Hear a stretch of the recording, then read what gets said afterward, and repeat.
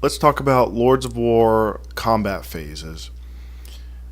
Each unit has a set of attributes associated to their attack.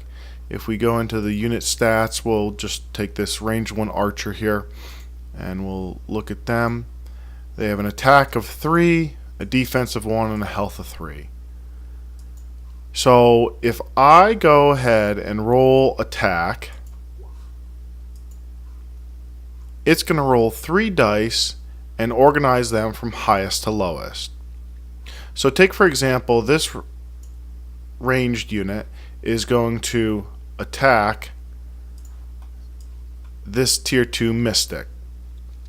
Alright, so this mystic, if we go ahead and go back and look at mystic units, tier 2, its defense is 4. So when we click on this mystic, and you got to click on them, and you roll their defense, it's going to roll 4 defensive dice.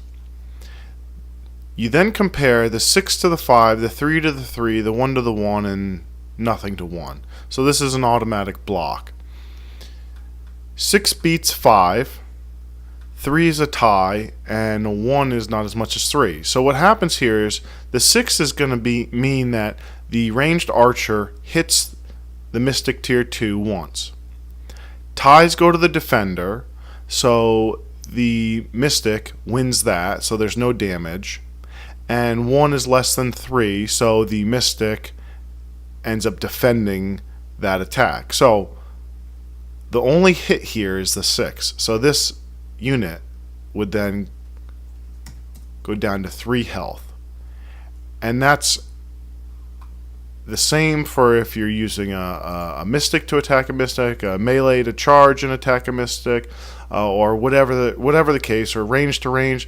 Doesn't matter. You compare these. This is higher than that. That's a hit. This is a tie. Ties go to the defender. And then if the attacker is less than the defense, and same thing, then it's the defense. So the only difference here is if the attacker had, say, 5 dice and the defender had only 4, same roll here, the attacker would gain 1 extra hit because they didn't have enough defense. It's a more powerful unit. And so if that were the case, and let's just say this was 6-3-1-1, again, tie would go to the defender, but since they had an extra attack against that defender, they would end up taking an additional hit, so that would be 2 hits.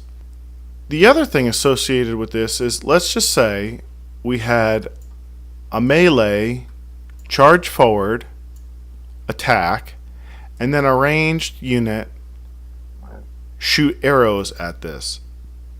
So you'd go ahead, you'd roll the attack dice for the arranged, and of course this is going to be happening in the different turn orders, and the turn orders are going to be on the left side here, right? So you would only use during that turn the ranged attack, and here's a new ranged attack, and then you would roll the defender's dice. Then on the next turn order, when say the melee went, you would use their attack roll, and then that would go against the same amount of defender dice. So you would end up comparing the attack to the defense, the other attack to the defense. You don't split defense dice. You always roll your full amount of defending dice. On the other hand, you can choose, if you wanted, to split your attack dice. So not that you would want to in this particular situation, but let's say this unit is right here, and he's going to shoot 1, 2, 3, 4, 5, 6, 7 hexes. So he chose not to move, so he can shoot 7 hexes and another 7 hexes.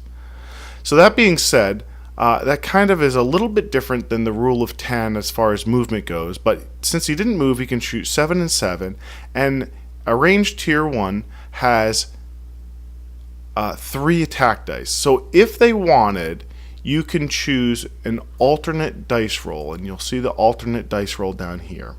And so we'll take that, we'll roll 2 against the first one, and then we'll roll 1 against the second one.